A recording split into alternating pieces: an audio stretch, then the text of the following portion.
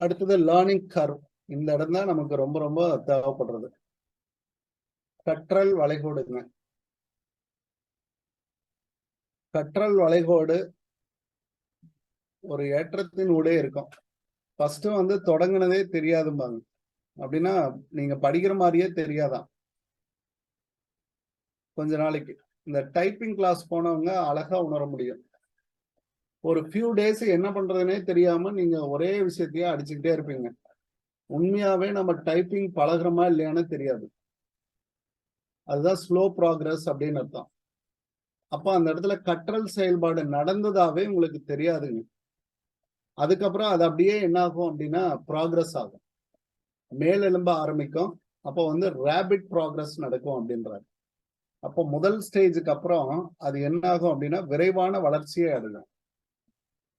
விரைவான வளர்ச்சியை அடையும். அப்போ ஒரு இடத்துல ப்ரொஃபிஷியன்சி வந்துருமா. ப்ரொஃபிஷியன்சி அப்படின்னு வந்ததையும் அதுக்கப்புறம் ஒரு தேக்க நிலை அடையும்.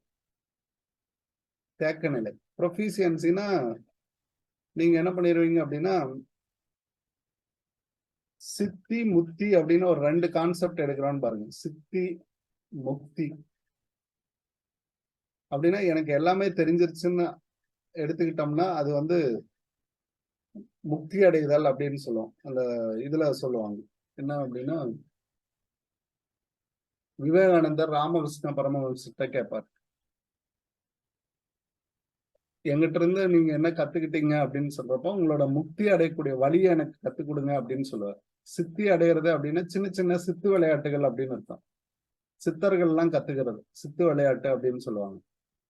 முக்தி அடைஞ்சவங்களுக்கு இதுவும் கிடைக்கும், முக்தியும் கிடைக்கும். ஆனா சித்து அப்படின்றத பாத்தீங்க அப்படின்னா முக்தி அடைஞ்சவங்களுக்கு, முக்தியுடையவர்களுக்கு கிடைக்காது அப்படின்னு சொல்லுவாங்க. அப்ப அவங்க பாதியிலேயே அவங்களோட தவத்தை முறிச்சுட்டு வந்துடுறாங்க அப்படின்னு அர்த்தம். அதான் என்ன சொல்லுவாங்க அப்படின்னா வரம் வாங்கியதும் அவங்களுடைய வேலையை காட்டுவது அப்படின்னு அர்த்தம். அந்த மாதிரி நாம படிச்சு முடிச்சுட்டேன் எனக்கு எல்லாமே தெரியும் அப்படின்னு நம்ம சொல்றோம் இல்லைங்களா, அந்த இடம் தான் ப்ரொஃபிஷியன்சியா. அந்த இடத்துக்கு அப்புறம் தேக்க நிலை தான் அடையும்ன்றான். உங்களோட லேர்னிங் கர்வ் வந்து தேக்க நிலை அடையும். ஆனா நீங்க அதுலதான் வின் பண்ணணும்ன்றான். உங்களோட இங்கதான் பெரிய அப்டாக்கிள்ஸ் உங்களுக்கு காத்துட்டு இருக்கும்.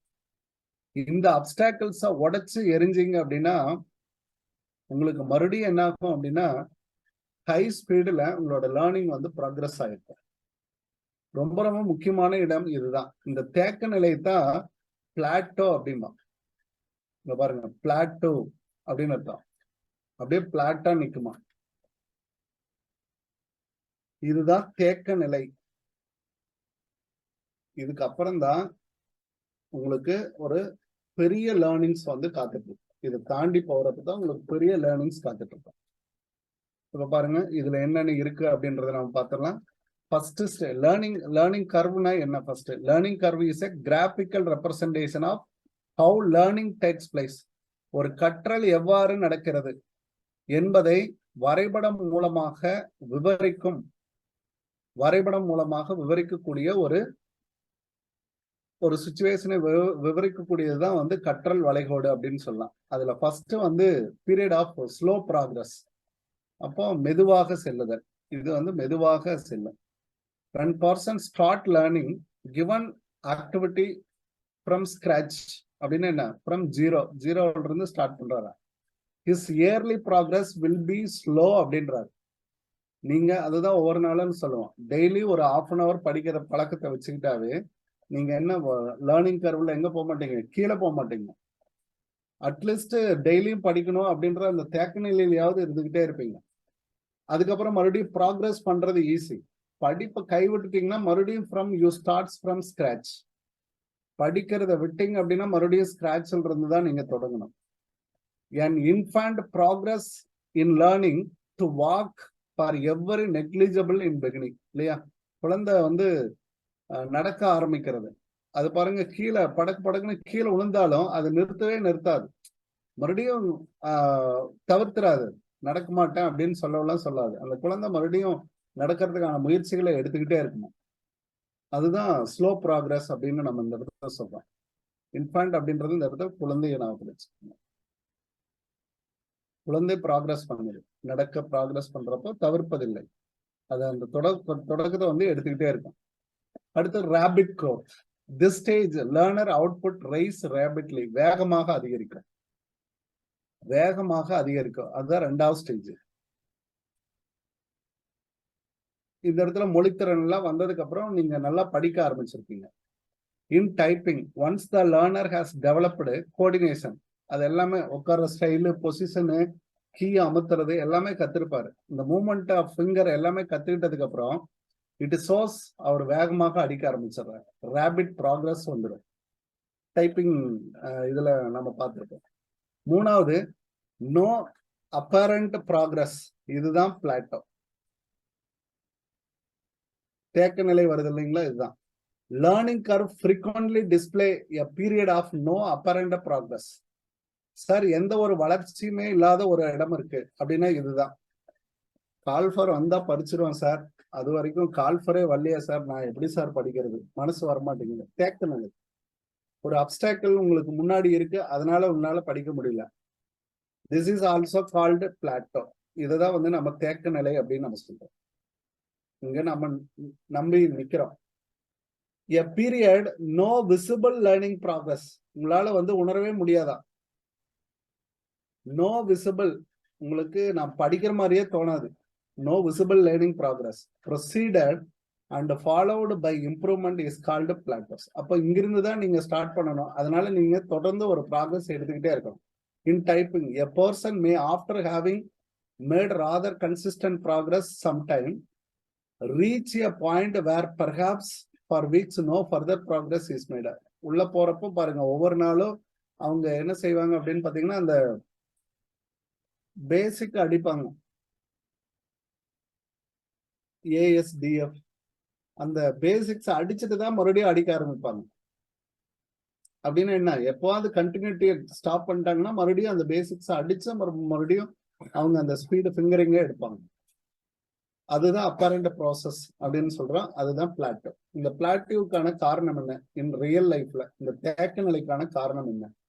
த learner may reorganising the previous learning. Previous லேர்னிங்கை அவர் வந்து ரீஆர்கனைஸ் பண்ணணும், மறுசீரமைப்பு செய்யணும். ப்ரீவியஸ்லயே நான் படிச்சிருக்கேன் அப்படின்னா புதுசா ஏதாவது அவர் கத்துக்கவே மாட்டாரு. அதனாலதான் எம்டியா இருக்கணும்னு சொல்லுவாங்க. நம்ம மைண்ட் எம்டியா இருந்தா எவ்வளவு வேணாலும் உள்ள கொண்டாந்து வச்சுக்கலாம். யாரு சின்ன மனுஷர் நடத்தினாலும் நம்ம எடுத்துக்கலாம், பெரியவங்க நடத்தினாலும் நம்ம மைண்டுக்கு அதை எடுத்துக்கலாம். நியூ பேட்டர்ன் இருந்துச்சுன்னா அதை நம்ம எடுத்துக்குவோம். Before further progress is possible. அப்ப நீங்க மறுசீரமைப்பு செய்யாம நான் இப்படிதான் அப்படின்னு நீங்க எடுத்தீங்கன்னா உங்களால ஃபர்தரா டெவலப் பண்ண முடியாது. நம்ம காலத்துல நாம படிச்ச அந்த மேத்தமெட்டிக்ஸ் எல்லாம் இப்ப இருக்கிற குழந்தைகள் பாத்தீங்கன்னா வெரி ஃபாஸ்டா லேர்ன் பண்ணிட்டோம். ஆப்டியூட் ரீசனிங் அப்படின்னு நம்ம சொல்லலாம். ஆப்டியூட் ரீசனிங்லாம் பாருங்க, நிறைய ஷார்ட்கட் ஃபார்மேட் வந்துருச்சு. ரீசனிங் நாம அறிஞ்சிக்க முடியாத, தெரிஞ்சுக்க முடியாத விஷயங்களை இன்னைக்கு குழந்தைகள் வந்து குயிக்கா கத்துக்கிறாங்க. 8th ஸ்டாண்டர்ட்ல 7th ஸ்டாண்டர்ட்லயே பாத்தீங்கன்னா டிஎன்பிஎஸ்சினுடைய அனைத்து ஆப்டியூட் கொஸ்டின்ஸும் இருக்கு. நீங்க 10th வரைக்கும் படிக்கணுங்கிற அவசியமே கிடையாது. 8th லெவல்லயே all aptitude questions from the TNPSC 25 marks வந்து கம்ப்ளீட் பண்ணிடுறாங்க. அப்போ அதை வந்து குயிக்கா கத்துக்கிறதுக்கு நிறைய ஹேபிட்ஸ், நிறைய இது கொடுத்துருக்காங்க. நான் ப்ரீவியஸ் லேர்னிங்கை வச்சுக்கிட்டே நான் செய்வேன் அப்படின்னு நம்ம செய்ய முடியாது. இன்றைய காலகட்டத்திற்கு தகுந்த மாதிரி நம்மளோட ப்ரீவியஸ் லேர்னிங்கை நம்ம ரீஆர்கனைஸ் பண்ணோம், நியூ பேட்டர்னை வந்து அந்த இடத்துல இம்ப்ளிமெண்ட் பண்ணோம் அப்படின்னா அந்த தேக்க நிலையிலிருந்து வெளியே வந்துடலாம். இப்பயே நிறைய பேர் என்ன செய்வீங்க அப்படின்னா, ஒவ்வொரு வாட்டி கிளாஸ் ஏதாவது ப்ராப்ளமேட்டிக் பேப்பர் நடத்துறப்போ நீங்களே சொல்லுவீங்க, எல்லாமே வந்துடுது சார், எனக்கு இந்த அக்கௌண்ட்ஸ் மட்டும் வர மாட்டேங்குது. குறிப்பா சொல்லணும்னா நம்ம பேட்ச்லயே நிறைய பேர் இருப்பாங்க, ஸ்டாட்டிஸ்டிக்ஸ் மட்டும் எனக்கு வரவே மாட்டேங்குது சார் அப்படின்றவங்க. நீங்க என்ன பண்ணவே இல்லைன்னு அர்த்தம். உங்களோட மறுசீரமைப்பு, உங்களோட ப்ரீவியஸ் நாலேஜ் உங்களுக்கு தெரியாதுங்கிறத தெரியாதுன்னே வச்சுட்டு இருக்கீங்க. எனக்கு வரும், நான் பிராக்டிஸ் பண்ணணும்னு நினைச்சீங்கன்னா நீங்க பிராக்டிஸ் பண்ணிடுவீங்க. Am I correct or not? Yes, sir. Yes, sir. The learner may have hit upon the bad habits. அப்போ அது முடியாதுங்கிறத நீங்க என்ன அடிச்சுதான் உடைச்சாகணும், வேற வழியே கிடையாது. Have hit upon the bad habits. அப்போ முடியாது, நடக்காது, இல்லை அப்படின்ற அந்த ஹேபிட்ஸை நீங்க தான் உடைச்சே ஆகணும். Hit upon the bad habits. Lack of progress. ஒரு சம்ம எடுத்து நீங்க டெஸ்ட்ல நான் அடிக்கடி சொல்லுவேன், ஒரு லைன் இருந்தா அதுக்கு ஆன்சர் பண்ணிடுவாங்க.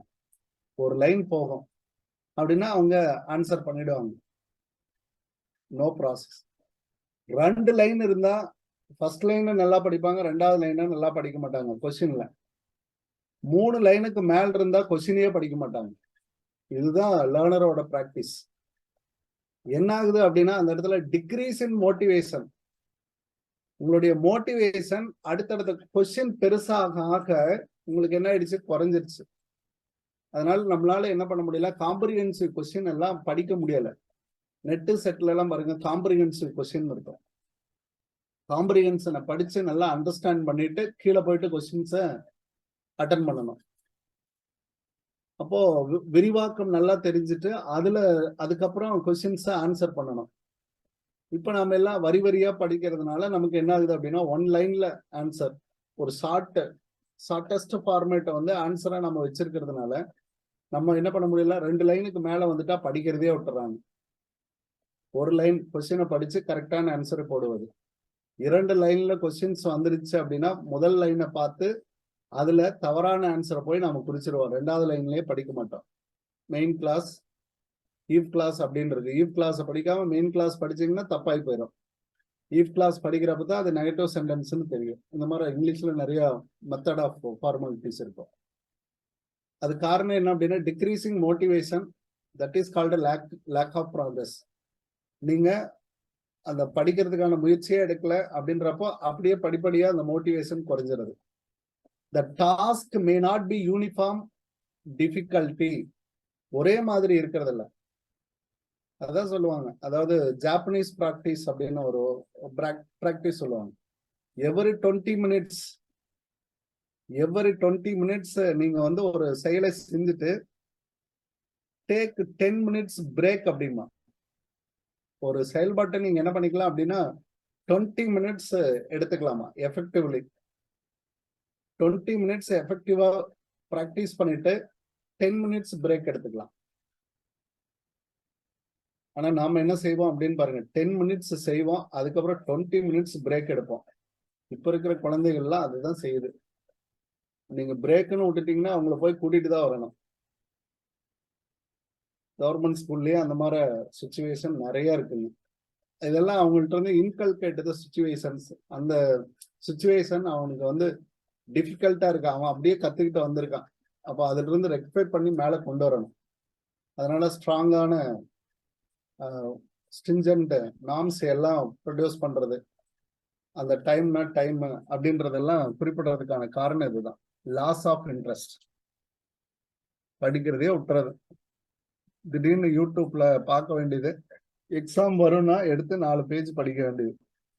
அதுக்கப்புறம் நாளை மறுநாள் அப்படின்னு போறப்போ 2 பேஜ் 1 பேஜ் ஆகி புக்கை க்ளோஸ் பண்ணி அப்படியே கிடக்கும். டிஆர்பிக்கு படிக்கிறதே இல்லை. இதெல்லாம் என்னங்க, lack of interest. Onset fatigue, சோர்வு ஏற்படுதல், the causes of plateau. இதெல்லாம் தேக்க நிலைங்க. நீங்க இப்ப இருக்கிற ஸ்டேஜ் எல்லாமே தேக்க நிலையில தான் இருக்கீங்க. அப்ப நீங்க என்ன பண்ற கூடாது, கை விட்டுட்டீங்கன்னா மறுபடியும் ஸ்லோ ப்ராக்ரஸ் எடுத்து மறுபடியும் நீங்க என்ன பண்ணணும், ரேபிட் ப்ராக்ரஸ் ஆகி மறுபடியும் பிளாட்டோவுக்கு வரணும். அப்ப பிளாட்டோல நீங்க என்ன செய்யணும் அப்படின்னா கண்டினியூஸ், புரியுதோ புரியலையோ படிச்சுக்கிட்டே இருக்கணும். அதே லெவல்ல நீங்க இருந்துகிட்டே இருக்கணும். அதை கண்டினியூ பண்ணிட்டே இருக்கணும். ஒரு 20 days 10 days அப்படின்ற மாதிரி கண்டினியூ பண்ணிட்டே இருந்தீங்கன்னா மறுபடியும் சடன் ரைஸ் பண்றது உங்களுக்கு ஈஸியா இருக்கும். அதனால படிக்கிறத மட்டும் நிப்பாட்டிடாதீங்கன்னு சொல்லுவேன். எக்ஸாம் முடிகிற வரைக்கும் தயவு செய்து படிக்கிறத நிப்பாட்டிடாதீங்க. அட் த எண்ட் ஆஃப் பிளாட்டோல தேக்க நிலை முடிஞ்சதுக்கு அப்புறம் there is a spurt in achievement அப்படின்னு இருக்கும். இந்த இடத்துல உங்களுக்கு அச்சீவ்மெண்ட் வந்துடுது. while on plateau the learner acquires the better techniques. எப்படி எல்லாம் படிக்கணுங்கிறத இந்த பிளாட்டோல தான் அந்த லேர்னர் வந்து எடுத்து போறான். இப்படி படிச்சிருக்கலாமோ, இப்படி நான் படிச்சா சீக்கிரமா படிச்சிடலாம், எழுதி படிக்கணும், ஏதாவது ஒரு பிக்சர் போட்டு படிக்கணும் அப்படின்றதெல்லாம் அந்த டெக்னிக்ஸ் எல்லாம் அந்த பிளாட்டோல தான் அவர் கத்துக்குவார். which helps him later slow rapid progress. அதுக்கப்புறம் லேர்னிங் வந்து இன்க்ரீஸ் ஆகுது. இதை படிக்கிறதுக்கான லேர்னிங் வந்து இன்க்ரீஸ் ஆகும். அதுக்கப்புறம் லெவலிங் ஆயிடும். All learnings will finally slow down. எல்லாம் மேல போயிட்டு அப்படியே ப்ராக்ரஸ் ஆகுறது அப்படியே கிராஜுவலா இப்படி இருக்கும். The extent that will ultimately reach a period no improvement. ஒரு குறிப்பிட்ட தூரத்தை கடந்தவுடன் மறுபடியும் என்ன ஆகாது, அது இம்ப்ரூவ்மெண்ட் ஆகாது. அந்த இம்ப்ரூவ்மெண்ட் ஆகாத நிலைக்கு என்ன சொல்றோம் அப்படின்னா உடலியல் வரையறை அப்படின்னு சொல்லி முடிக்கிறான். லெவலிங் ஆயிடுமா, அந்த இடத்துல என்ன இருக்காது அப்படின்னா பிசியலாஜிக்கல் லிமிட் அப்படின்ற ஒண்ணு உருவாக்குறான். அந்த தேக்க நிலைக்கு அப்புறம் கணிசமான முன்னேற்றத்தை அவனோட உழைப்பால கொடுத்து கற்போன் முயற்சி மேற்கொண்டால் தேக்க நிலையிலிருந்து விடுபட்டு கற்றலில் மீண்டும் முன்னேற்றம் எழும். அதிலிருந்து மேல வரலாம். ஆனால் கற்றலில் ஏற்படும் முன்னேற்றம் உடலியல் வரையறை எனப்படும். இதுக்கப்புறம் வரக்கூடிய இந்த ப்ராக்ரஸ் அப்படின்னு நம்ம சொல்லுவோம் இல்லைங்களா, the learning curve will eventually reach a limit. Highest அடைஞ்சிருச்சு, நோ ஃபர்தர் இம்ப்ரூவ்மெண்ட் பாசிபிளே கிடையாது. அப்ப திஸ் லிமிட், இந்த லிமிட்டை அடைஞ்சிட்டேன் அப்படின்னு நம்ம சொல்றோம் இல்லைங்களா, அது வந்து பிசியலாஜிக்கல் லிமிட் அப்படின்னு சொல்றாரு. இந்த தேக்க நிலையிலிருந்து விடுபட்டு முன்னேற்றத்திற்காக எழும் நிலை அப்படின்றதுதான் வந்து இந்த உடலியல் வரையறை அப்படின்னு நம்ம சொல்றோம். இதுவும் வந்து ப்ரீவியஸ்ல எல்லாம் கொஸ்டின்ஸ் எல்லாம் இடம்பெற்றிருக்கு. இந்த நிலைக்கு அப்பால் செல்ல அதாவது செல்ல முயல்வதும் மீன் முயற்சி. அதுக்கப்புறம் நீங்க போகவே தேவையில்லை, அது கண்டினியூவா உங்களுக்கு வந்துகிட்டே இருக்கும். சில பேர் என்ன பண்றாங்க, அந்த தேக்க நிலையிலேயே நின்றுவாங்க, அதை தாண்டி மேலேயே போக மாட்டாங்க. அந்த ஹையஸ்ட் போயிட்டீங்க அப்படின்னா நீங்க படிக்கணுங்கிற அவசியமே இல்லை, அதெல்லாம் நாலேஜபிளா உங்களுக்கு ரீகால் ஆகிட்டே இருக்கும். அவங்க என்ன சொல்றாங்க, உடலியல் எல்லை வரை முயன்று கற்போர் வெகு சிலரே. ரொம்ப சில பேர் தான் அந்த ஹையஸ்ட் பிசியலாஜிக்கல் லிமிட்டை போய் ரீச் பண்றாங்க. இந்த எல்லை வரை முயன்று கற்போர் சிலரே, சிலர் மட்டும்தான் இந்த லெவல்ல போறாங்க. பெரும்பாலானோர் எங்க வர்றாங்க அப்படின்னு பாத்தீங்கன்னா அந்த பிளாட்டோலயே நின்றுறாங்க.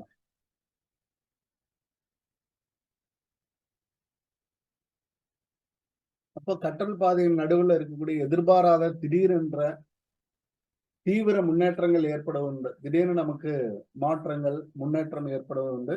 அதையெல்லாம் வந்து தெளிந்த கருத்துக்களோடு பொருத்தி பார்ப்பது மிக மிக அவசியம். இதெல்லாம் அதுல நம்ம சொல்றோம் importance of learning curve. Learning கர்வனுடைய முக்கியத்துவம், குணாதிசயம் அப்படின்னு அர்த்தம். குணாதிசயங்கள் என்ன இருக்கு, learning curve slow initial progress, தொடக்கத்தில் மெதுவாக செல்லும். பாருங்க, இதெல்லாம் கேட்பாங்க. தொடக்கத்தில் மெதுவாக செல்லும். Spurt like lining after some line, அதுக்கப்புறம் வெடிப்பு செஞ்ச மாதிரி அப்படியே வேகமா மேல போகும். வெடிப்பு செஞ்ச மாதிரி அப்படியே வேகமா போகும். அடுத்தது டிக்ளைனிங் ரேட் ஆஃப் லேர்னிங், ஒரு இடத்துல அப்படியே நமக்கு வேகம் குறைஞ்சிரும். டிக்ளைன் குறைந்து வீதம், கற்றல் வீதம் வந்து நமக்கு என்ன ஆகும், குறையும். அந்த இடத்துல Plato. Sudden increase in learning, மறுபடியும் நமக்கு இன்க்ரீஸ் ஆகும். கிராஜுவலி லெவலிங் அட் என், இந்த இடத்துல தான் நமக்கு எதை போய் சேரும் அப்படின்னா பிசியோலாஜிக்கல் லிமிட்டை போய் சென்றடையும். இந்த லிமிட்டை ஒரு சிலர் மட்டும்தான் அடைகிறாங்க. இந்த லேர்னிங் பிளாட்டோ அப்படின்றது ஏற்கனவே நம்ம சொல்லிட்டோம், லாங் பிளாட் ஹரிஜாண்டல் ஸ்ட்ரெச்சா இருக்கும். லேர்னிங் கர்வ் வந்து ஹரிஜாண்டல் ஸ்ட்ரெச்சா அப்படியே இழுத்துக்கிட்டு சமமா போற மாதிரி இருந்துச்சுன்னா அந்த இடத்துல தேக்க நிலை. தேக்க நிலை, இந்த நிலையில என்ன நடக்காது, apparently no progress of learning is recorded. நீங்க படிச்ச மாதிரியே இருக்காது, உணர முடியாது. The plateau of learning represented period in learning process, no improvement occurs. எத்தனை டிஆர்பி நம்ம படிச்சாலும் இந்த தேக்க நிலையில நம்ம நின்று போயிட்டோம்னா எதுவுமே நம்மளால ப்ராக்ரஸ் பண்ண முடியாது. அதை தாண்டி நீங்க மேல வரணும் அப்படின்றது எனி நம்பர் ஆஃப் ப்ராக்ரஸ். அதுக்கு என்னென்ன பிரச்சனைகள் இருக்கு அப்படின்னு சொல்லிட்டாங்க. Lack of motivation, lack of attention, இதுதான் சொல்றாங்க. உங்கள்கிட்ட அட்டென்ஷன் இல்லை, மோட்டிவேஷன் இல்லை. Lack of previous practice of illness, learner fatigue, என்னோட தலைவிதி இதுதான் அப்படின்னு எல்லாம் முடிவு செஞ்சுக்குவாங்களாம். இப்படி எல்லாம் முடிவு செய்யறது எல்லாமே அந்த அவங்களோட இல்னஸ். அதனாலதான் நீங்க பேசுறப்பையும் பழகுறப்பையும் சரியான மோட்டிவேஷன் இருக்கக்கூடிய ஆட்களோட மட்டும்தான் பேசணும். இந்த எக்ஸாம் முடிகிற வரைக்கும் அது ரொம்ப ரொம்ப முக்கியம். அவங்களே லேக் ஆஃப் மோட்டிவேஷன்ல இருந்தாங்க, அவங்க கூட நீங்க டிராவல் பண்றீங்க அப்படின்னா உங்களோட ஆஸ்பிரேஷன் லெவல் வந்து குறைஞ்சிக்கிட்டே வரும். உங்களோட லெவல் ஆஃப் ஆஸ்பிரேஷன் அவாவு நிலை தேடி கண்டுபிடிச்சு படிக்கணும்னு நினைக்கிறது அப்படியே டிப் ஆயிடும். அன்ஃபேவரபிள் என்விரான்மெண்ட், அதுவும் நமக்கு ஒரு காசஸ். புவர் பிசிக்கல் கண்டிஷன், நம்மளோட உடல்நிலை இல்லைன்னா தேக்க நிலைக்கு வந்துடுவோம். எலிமினேட் லேர்னிங் பிளாட்டோ, அதை நம்ம எலிமினேட் பண்ணணும். Adopt efficient method of teaching, அதெல்லாம் கத்துக்கணும். நம்மளாவே டீச் பண்ற மாதிரி ப்ராக்டிஸ் பண்ணணும். வாய் விட்டு படிக்கணும், நடந்துகிட்டு படிக்கிறது, இதெல்லாம் பெஸ்ட் ப்ராக்டிஸ் ஆஃப் லேர்னிங். நீங்க படிக்கிறப்ப கூட அந்த மாதிரியான விஷயங்கள் சேர்த்து படிக்கிறது. ஒரே மாதிரி நான் கூட சொல்லுவேன், போன்லயே படிச்சுட்டு இருக்கீங்கன்னா உங்களோட இதை மாத்துங்க, டிராவல் மாத்துங்க, டிவில பெருசா ஓட்டி பார்த்து அதுல இருந்து நீங்க லேர்ன் பண்ணுங்க, குறிப்புகள் எடுங்க அப்படின்னு நான் சொல்றேன் இல்லைங்களா. லேர்னிங் ஆக்டிவிட்டியை இன்க்ரீசிங் லெவல் டிஃபிகல்ட்ல இருந்து நீங்க மாத்துறது, இன்ட்ரெஸ்டை கிரியேட் பண்றது, ஆடியோ விசுவல் எய்டை யூஸ் பண்றது. இப்பெல்லாம் பாத்தீங்கன்னா இது நிறைய டெவலப் ஆயிட்டு இருக்கு. இது ஒன் ஆஃப் த ப்ராசஸ். அதனாலதான் நான் உங்களுக்கு போன்ல இருந்து கொஞ்சம் டிவியேட் ஆகி வேற விதமா உங்களோட இதை மாத்துங்க அப்படின்னு சொல்றது. Avoid physical and mental fatigue, சோர்வுகளை கட்டுப்படுத்தணும், சோர்வு அடையக்கூடாது. இந்த ப்ராப்பர் ரெஸ்ட் ரொம்ப முக்கியம் இல்லையாங்க. எதுவுமே கற்றல் வந்து நம்மகிட்ட வரணும் அப்படின்னா ப்ராப்பர் ரெஸ்ட் ரொம்ப ரொம்ப முக்கியம். இதெல்லாம் அதுல சொல்லப்படுறதுதாங்க. அடுத்தது ஒன்லி 1 பாயிண்ட் மட்டும், இந்த டைப்ஸ் ஆஃப் லேர்னிங் நம்ம கொடுத்ததுக்கு அப்புறம் இன்னும் deep learning into the progress.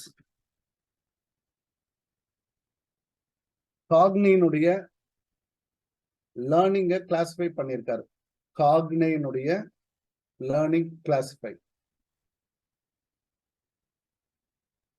கற்றலின் வகைகள்.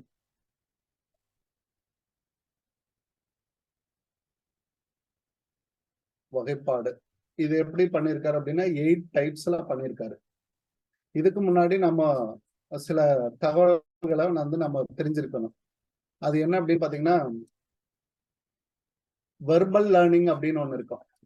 வெர்பல் லேர்னிங், மோட்டார் லேர்னிங், இதெல்லாம் அதனுடைய டைப்ஸ் தான். வெர்பல் லேர்னிங் டீச்சர் நடத்துவாரு, அதை நீங்க புரிஞ்சுக்கிறீங்க அப்படின்னா, படிச்சு தெரிஞ்சுக்கிறீங்க அப்படின்னா, டீச்சர்னுடைய ஸ்பீச், வெர்பல் ஸ்பீச், டெக்ஸ்ட ரெஃபர் பண்றது, ஸ்பீச் டெக்ஸ்ட ரெஃபர் பண்றது, டெக்ஸ்ட் புக்கை ரெஃபர் பண்றது, இதெல்லாம் வெர்பல் லேர்னிங் அப்படின்ற கேட்டகரியில வரும். 2 மோட்டார் லேர்னிங். மோட்டார் லேர்னிங் நம்மளாவே கை அசைவுகள், கால் அசைவுகள் மூலம் கற்றுக்கொள்வது. ஒரு குதிரை ஓட்டத்தை எப்படி நம்ம கத்துக்கிறோம், பைக் ஓட்டுறதுக்கு எப்படி கத்துக்கிறோம், கார் ஓட்டுறதுக்கு எப்படி கத்துக்கிறோம் அப்படின்றதெல்லாம் மோட்டார் லேர்னிங் அப்படின்ற கேட்டகரியில வரும்.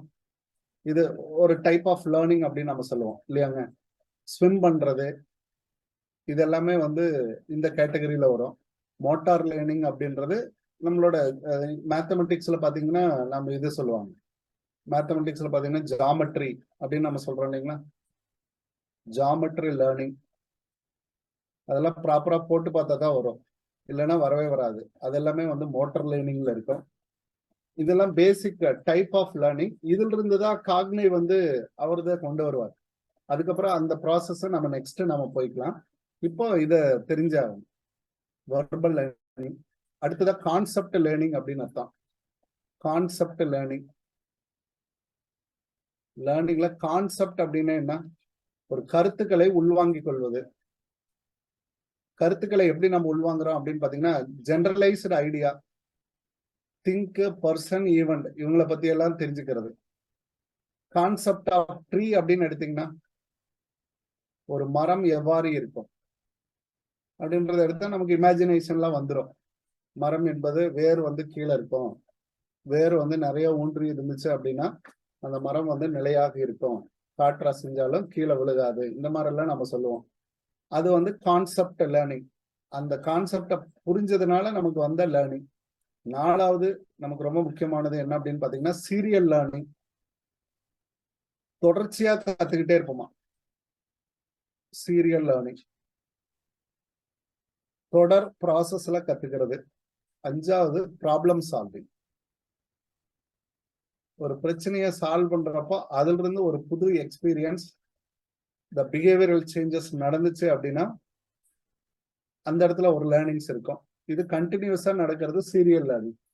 இந்த ப்ராசஸ்ல இருந்து காக்னே என்ன செய்யறாரு அப்படின்னா 8 டைப்ல அவர் பிரிக்கிறாரு. ஒண்ணு என்ன அப்படின்னு பாத்தீங்கன்னா சிக்னல் லேர்னிங் அப்படின்னு சொல்றாரு. Signal learning, classical conditioning. Classical conditioning ஒரு வார்த்தைகள் கொடுக்கிறார் பாருங்க, எப்படி வார்த்தைகள் அமைக்கிறார் பாருங்க. கற்றல் வகைகள்ல கொண்டு வரக்கூடியது. ஆக்க நிலையுறுத்தலா, அப்படித்தானே சொல்லுவீங்க. ஆக்க நிலையுறுத்தல் மூலம் கற்றல். இதெல்லாம் அடுத்த கிளாஸ்ல தான் நம்ம படிக்க போறோம். இதை பத்தி ஃபுல்லாவே அங்கதான் படிக்க போறோம். பட் இருந்தாலும் இந்த இடத்துல நம்ம தெரிஞ்சுக்கணும். அடுத்தது இன்ஸ்ட்ருமெண்டல் ஆப்பரண்ட் கண்டிஷனிங். கருவி மூலம் அதாவது கருவிசார் கற்றலுங்களா, கருவிசார் ஆக்க நிலையுறுத்தல்.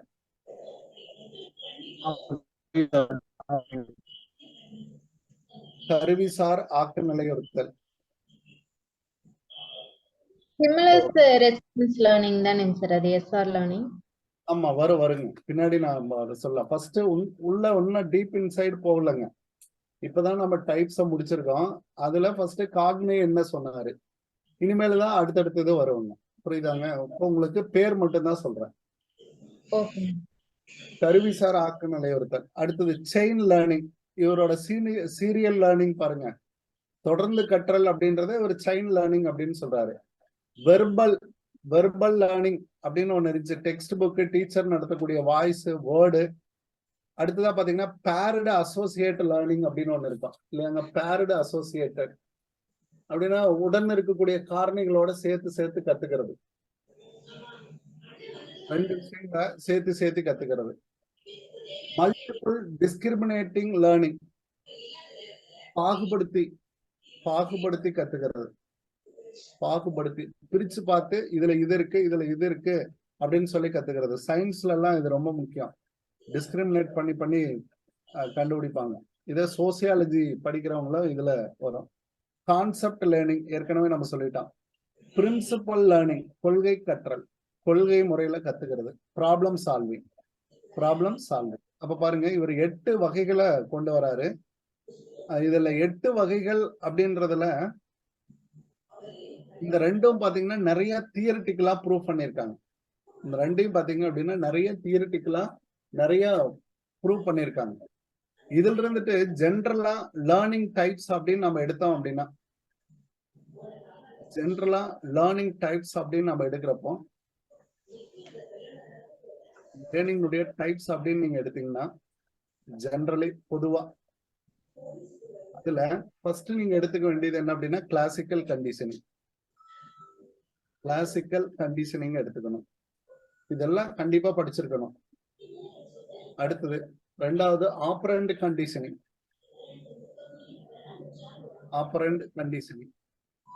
கருவிசார் ஆக்க நிலையுறுத்தல். மேல படிக்கிறோம் இல்லைங்களா, கருவிசார் ஆக்க நிலையுறுத்தல். அடுத்ததா உட்காட்சி கற்றல், இன்சைட் லேர்னிங் அப்படின்னு ஒரு வார்த்தை சொல்லுவோம் இல்லைங்களா, இன்சைட் லேர்னிங். இதெல்லாம் பாருங்க, இதெல்லாம் படிச்சா இது இனிமேல் படிக்க போறோம் அப்படின்னு அர்த்தம். Trial and error. முயன்று தவறி கற்றல். இந்த 4 தான் அடிப்படைங்க. இவ்வளவு தூரம் இருந்தாலும் இது எல்லாத்துக்கும் அடிப்படை அப்படின்றது பொதுவான அடிப்படை கற்றல் கோட்பாடு அப்படின்னா இதுதான். பொதுவான அடிப்படை கற்றல் கோட்பாடு இதுதான். அடுத்த கிளாஸ்ல கோட்பாடுகள் நம்ம பார்க்க போறோம். சரியாங்க? எவ்வளவு இருந்தாலும் இதுதான். அப்ப காக்னினுடைய 8 வகை அவர் சொல்லியிருந்தாலும் அதுல 2 வகை வந்து எக்ஸ்பெரிமெண்டலா வந்துருது. அவரு சொன்னதுல இருந்தே மற்ற எல்லாமே வந்து எக்ஸ்பேண்ட் பண்ணி தான் சொல்லியிருக்காரு. இவர் 1970s அதுக்கு முன்னாடியே கிளாசிக்கல் கண்டிஷனிங், ஆபரண்ட் கண்டிஷனிங் எல்லாம் பாவ்லோ, வாட்சன் இவங்க எல்லாம் சமகாலத்தவர்கள். 1904 அவங்க எல்லாம் அந்த உமிழ்நீர் சுரத்தல் இதெல்லாமே வந்து சலைவா வச்சு கண்டுபிடிப்பாங்க.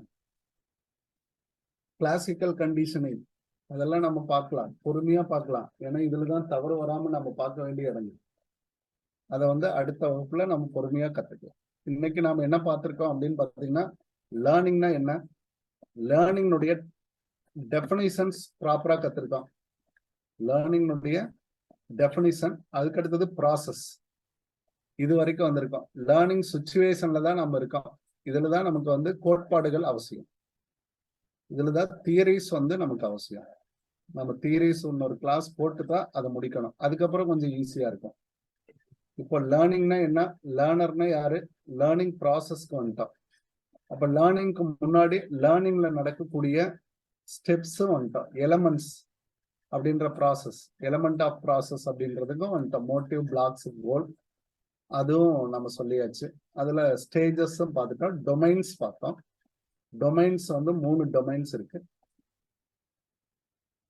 அதுக்கு அடுத்துதான் பார்த்தோம் அப்படின்னு பாத்தீங்கன்னா லேர்னிங் கர்வ் அப்படின்றத சொல்லிட்டோம். அது கொஞ்சம் இன்ட்ரெஸ்டிங் ஏரியா, நிறைய கொஸ்டின்ஸ் ரைஸ் ஆகுறதுனால அதுக்கு ரொம்ப முக்கியத்துவம் கொடுத்தோம். அதுல பிளாட்டோ அப்படின்ற ஸ்டேஜ் எல்லாம் ரொம்ப முக்கியமான ஸ்டேஜ். அதுக்கு அடுத்ததான் பாத்தீங்கன்னா காக்னினுடைய 8 வகைகள், லேர்னிங்ல 8 வகைகள் சொல்றாரு. அதுக்கு முன்னாடியே நிறைய வகைகள் இருக்கு. அந்த வகைகளை தான் அவரு கிளாசிஃபை பண்ணியிருக்காரு. இதுல இருந்து ஒட்டுமொத்தமா நம்ம என்ன எடுத்துக்கிட்டோம் அப்படின்னா, பொதுவாக படிக்க வேண்டிய 4 கோட்பாடுகள் அப்படின்னா இதுதான். ஆக்க நிலையுறுத்தல், கருவிசார் ஆக்க நிலையுறுத்தல், உள்காட்சி கற்றல், முயன்று தவறி கற்றல். உட்காட்சி கற்றலா, உட்காட்சி கற்றல். அவருடைய பேர் என்னங்க, இத சொன்னவரு, இதெல்லாம் நினைவுலயே இருக்கணும். கோகுல. லேர்னிங்னா அவரோட பேரை மறந்துடவே கூடாது. அது மாதிரி காண்டேக்கு இது Ivan Pavlov, classical conditioning Ivan Pavlov, operant conditioning Skinner. இது மாதிரி எல்லாம் நம்ம சொல்லிட்டு அதை பத்தி பண்ணிட்டு நம்ம படிப்போம். ஓகே, இது கிளியர். இந்த கிளாஸ் உங்களுக்கு எப்படி இருந்துச்சுங்க?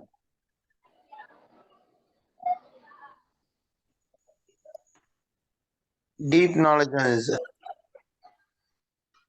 சார் சூப்பரா கிளாஸ் நல்லா இருந்துச்சு சார். சார் எங்களுக்கே அட்வைஸ் பண்ற மாதிரி இருந்தது சார் கிளாஸஸ்.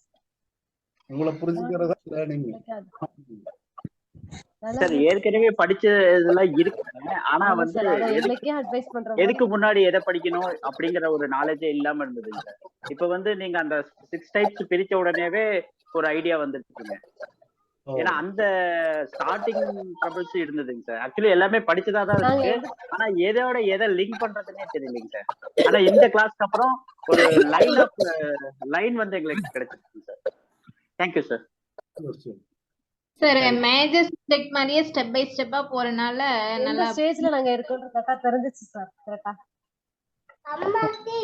பிளாட்டோ உங்களுக்காகவே போட்ட மாதிரி இருந்தது. தேக்க நிலை இல்ல, அப்படி இல்ல. நீங்க மறுபடியும் லேர்ன் பண்ணலாம், விட்டுறக்கூடாது. ஆமா சார். கீழே போயிட்டோன்னா மறுபடியும் அவங்க பிகின் வந்து ஸ்டார்ட் பண்ணணுமா, அது வேண்டாம்.